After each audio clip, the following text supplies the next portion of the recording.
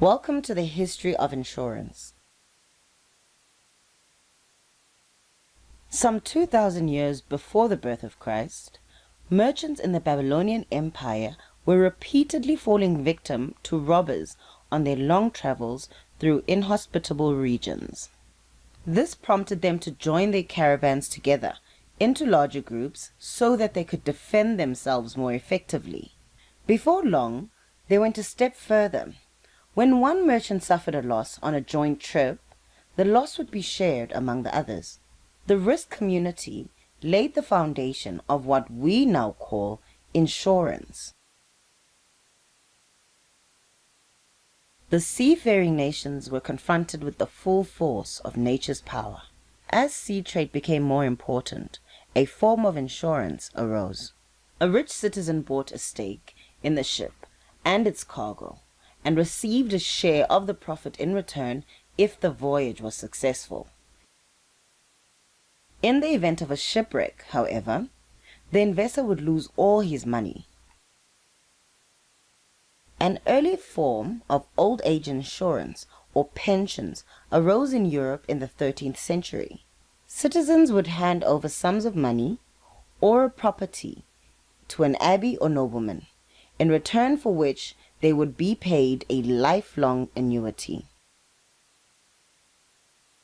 By the end of the 17th century, London's mariners and merchants were meeting in coffee houses of the city to talk business and strike deals.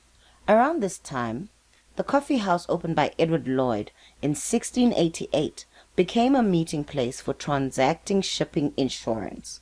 Lloyds of London is now one of the world's leading insurance firms.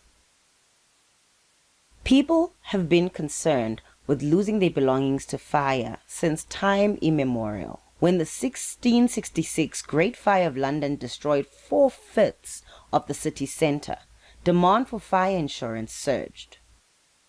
Insurers were plagued by technical and mathematical deficiencies right up to the 18th century. Premiums were often miscalculated and thus set too high or too low. Many of the mathematically challenged companies either had to give up their insurance business or went bankrupt. In 1763, modern premium calculation methods were used for the first time. Use was made of mortality tables and probability analysis to work out fair and realistic premiums, heralding a new age for the industry. The Industrial Revolution of the 18th century had a major impact on the importance of insurance. People flocked to the cities from the countryside to find work. In this new and unfamiliar environment, they were no longer able to rely on the traditional risk communities. The need of professional protection grew, and this translated into rising demand for insurance services. The expensive machinery and large warehouses that came with industrialization also made business owners more concerned about losses. In the early days, however, only buildings could be insured, so uninsured losses were commonplace. New forms of insurance to cover factories and other corporate assets were eventually developed. The modern insurance operation is an extremely complex organization that covers risks from Heidi Klum's legs to satellites. We do live in a changing world. The climate is changing, great demographic forces are at work in our societies, and business is becoming more complex. The history of insurance is interesting, and the future of insurance will be just as fascinating.